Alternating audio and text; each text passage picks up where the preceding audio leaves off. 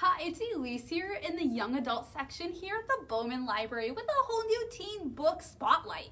So for this week, we are going to explore a genre that some of you love and others of you maybe haven't really explored before, and that are graphic novels. Graphic novels are amazing because they can be pretty much anything. They can be fiction, they can be nonfiction, they can be retelling of books, they can be completely original, they can be standalones, or they can be part of a series.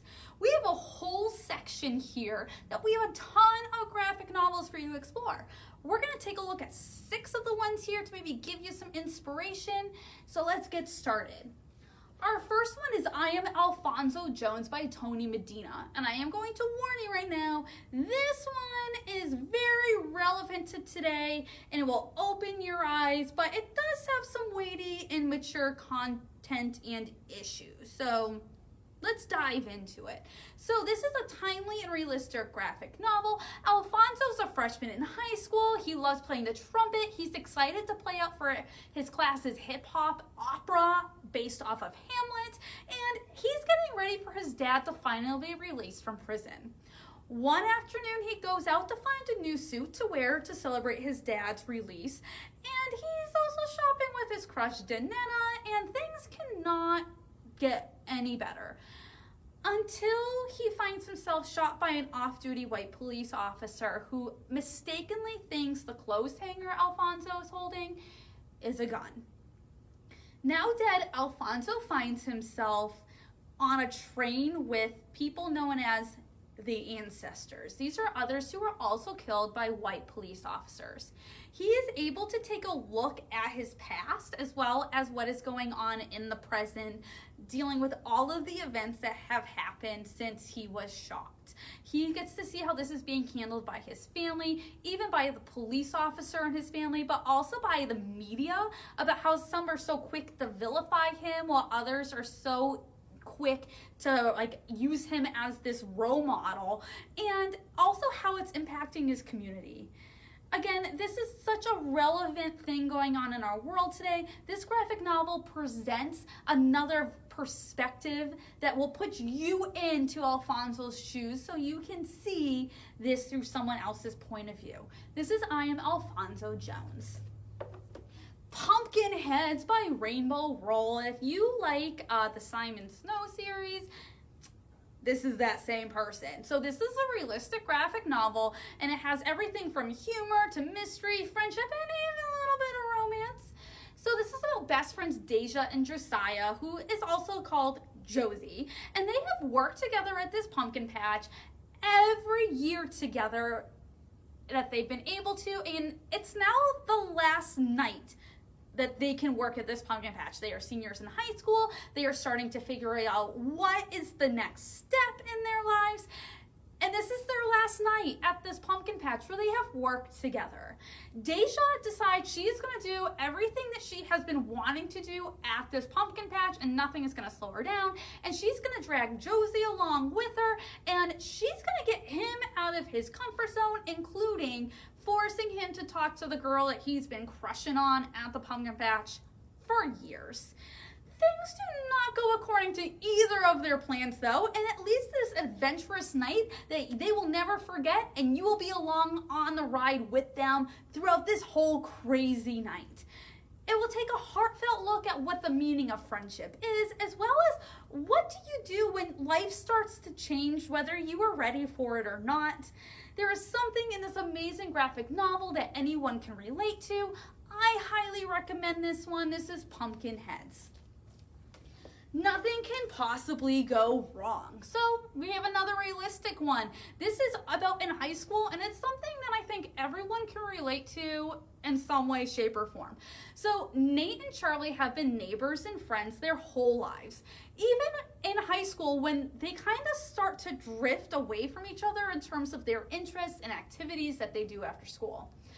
Things soon come to a head, though, when the high school's budget is only going to allow for either new cheerleading uniforms or the robotics team going on a competition.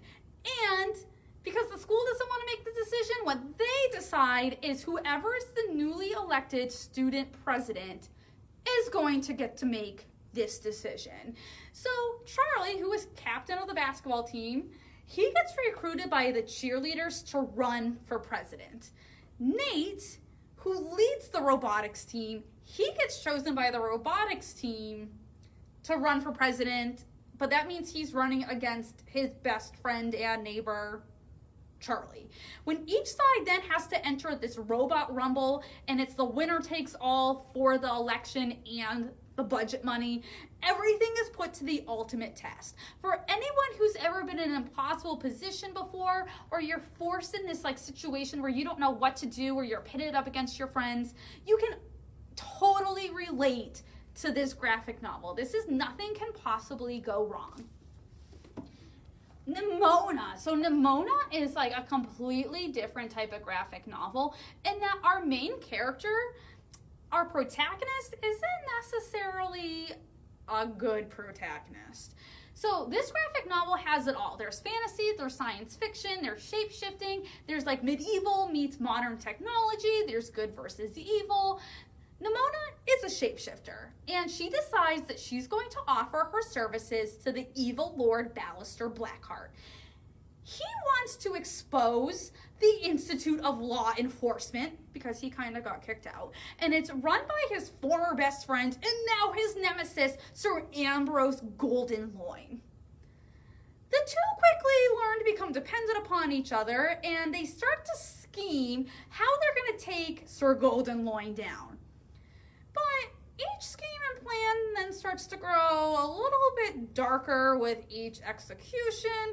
You honestly will not you will not know what side you're going to cheer for. You might find yourself actually cheering for like the evil side, which kind of goes against human nature in a way. So I highly recommend this one. It kind of puts graphic novel fantasy on its head because it's not entirely what normally happens. This is Nimona. Battling Boy. So this is the first in a series. The city of Acropolis has become defenseless and is now under attack from monsters and demons when their hero falls in battle. But hope seems to be on the horizon when a 13-year-old warrior god named Battling Boy is sent to save the city, even though it's the last thing he wants to do. He has his own problems he has to deal with. He has an overbearing father who doesn't want to help him, but has no problem telling him what to do. And he doesn't know how to control his powers, which he receives from these t-shirts that he wears. It's filled with action, fights, explosions. There's even superhero jealousy in it. You will want to know how this is going to end. Again, it's the first in a trilogy. You will want to read all three. All three are already out, so I would check them all out at the same time. So that way you don't have to wait to know what happens with Battling Boy while he's dealing with all of his issues while trying to protect and save the city of Acropolis. Battling Boy. And our last one is The Great American Dust Bowl by Dawn Brown. So this one is strictly nonfiction, which again is amazing that graphic novels can bring a totally different perspective, because it's one thing to read about these events, but when you actually see these events, it brings on a totally different perspective and meaning. So this graphic novel will take you back to the 1930s, where in the middle of the United States in the Midwest Plains, they were facing one of the greatest droughts in history. And especially during the time of the Great Depression, when things could not get any worse. This led to horrific dust storms. There was a lack of being able to grow food. They couldn't maintain cattle. Like, everything was dying. These farmers couldn't support themselves. No one could really survive financially. They would even be so bad that when they would get rain, it would rain globs of mud. They wouldn't even get rain necessarily. It would just be mud drops.